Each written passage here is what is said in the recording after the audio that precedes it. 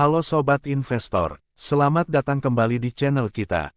Hari ini, kita bakal bahas satu emiten properti yang sedang ramai diperbincangkan, yaitu saham PANI, alias PT Pantai Indah Kapuk 2 Terbuka.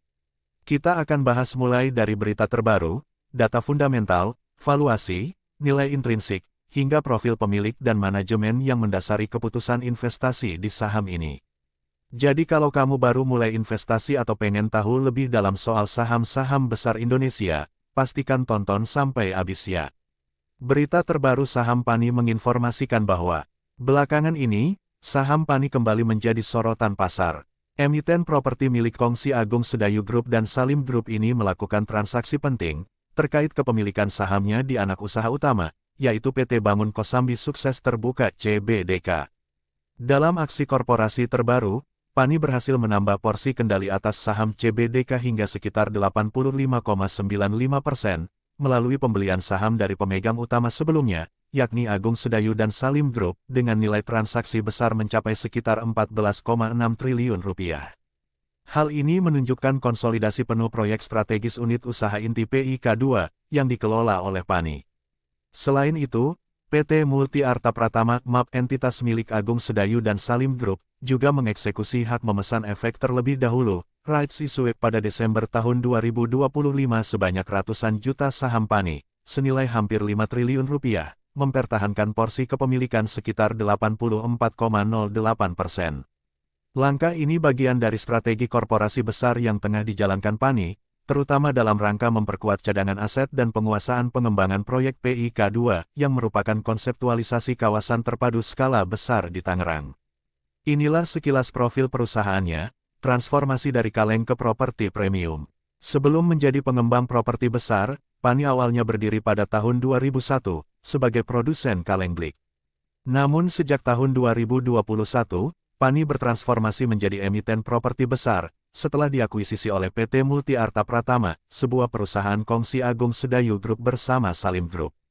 Berarti, PANI sekarang bukan sekedar perusahaan saham properti biasa, tetapi merupakan entitas yang berada di bawah dua konglomerat besar Indonesia.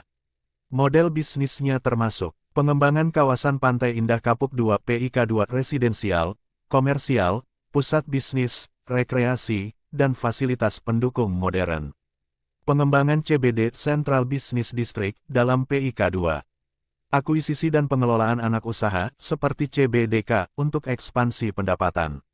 Dengan land bank yang luas dan proyek-proyek besar, PANI masuk dalam kategori blue chip emerging di sektor properti Indonesia. Data fundamental terbaru saham PANI menyebutkan, harga saham PANI di bursa sekitar Rp11.750-Rp12.000 per lembar per Desember tahun 2025. Dengan market cap atau kapitalisasi pasar mencapai ratusan triliun rupiah, lebih dari Rp225 triliun di beberapa periode. Menurut data ajaib dan Stockbit, PE ratio TTM sangat tinggi, menunjukkan valuasi pasar yang premium.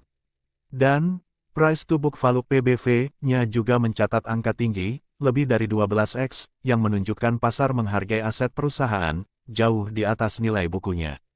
Tercatat pertumbuhan laba dan pendapatannya sebagai berikut. Pendapatan PANI meningkat signifikan akibat serah terima proyek dan ekspansi bisnis. Dengan laba bersih semester an 2025, menunjukkan pertumbuhan kuartal-an besar, hingga ratusan persen dibanding periode sebelumnya, terutama didorong oleh efisiensi operasional dan pertumbuhan penjualan. Tapi perlu dicatat, meskipun kenaikan pendapatan dan laba menarik, valuasi relatif terhadap laba saat ini masih tergolong tinggi, yang berarti harga saham mencerminkan ekspektasi pertumbuhan ke depan. Secara analisis, nilai intrinsik dan valuasinya menarik. Kalau kita lihat sumber independen, yang memodelkan intrinsik value saham ini, PANI pada umumnya dipandang overvalue dibanding nilai wajarnya. Misalnya, dalam pendekatan nilai intrinsik sederhana, menurut salah satu platform, nilai wajarnya jauh di bawah harga pasar saat ini, yang menunjukkan saham ini mahal, menurut kriteria value investing tradisional. Rasio fundamental seperti ROE, Return on Equity, memang positif, tetapi tergolong rendah, untuk saham dengan valuasi selangit seperti ini. Ini berarti, jika kamu menilai saham dari perspektif nilai buku dan pembagian laba real, margin of safety-nya cukup kecil. Namun dari sisi pertumbuhan dan prospek masa depan growth investing, terutama dengan rencana rights issue, akuisisi CBDK, dan potensi pendapatan recurring melalui sewa dan penjualan lahan komersial, beberapa analis masih memberi outlook positif jangka menengah. Diketahui, profil pemilik dan manajemen memiliki track record yang baik. Agung Sedayu Group dan Sugianto, Aguan, Kusuma. Sugianto Kusuma alias Aguan adalah pengusaha properti senior Indonesia, pemilik Agung Sedayu Group. Yang mana, Agung Sedayu dikenal sebagai salah satu pengembang besar di Jakarta dan sekitarnya, dalam beberapa dekade terakhir. Salim Group. Keluarga Salim Group adalah salah satu konglomerat terbesar Indonesia dengan bisnis di banyak sektor, makanan, retail, produksi, properti, hingga energi. Dengan kehadiran Salim Group sebagai co-owner, Pani mendapat backing dari jaringan bisnis yang sangat luas serta kredibilitas kuat. Inilah manajemen inti Pani. Direksi dan jajaran manajemen Pani, terdiri dari orang-orang yang telah lama berpengalaman di bisnis properti dan keuangan korporat, sehingga dalam eksekusi proyek skala besar seperti PIK 2, strategi dan implementasi dapat dijalankan secara lebih terstruktur. Untuk itu, kelebihan dan risiko investasi di Pani bisa dijelaskan sebagai berikut. Bahwasannya proyek besar PIK 2 berpotensi jadi pusat pertumbuhan properti di Jabodetabek. Kontrol kuat dari Agung Sedayu dan Salim Group, memudahkan strategi bisnis jangka panjang. Rights issue dan akuisisi CBDK, membuka potensial peningkatan laba konsolidasi ke masa depan. Sedangkan risiko utamanya adalah, likuiditas saham relatif rendah, karena free float kecil. Valuasi sangat tinggi, membuat risiko koreksi harga juga cukup besar. Properti merupakan sektor yang sangat siklis, sensitif terhadap kondisi ekonomi dan suku bunga.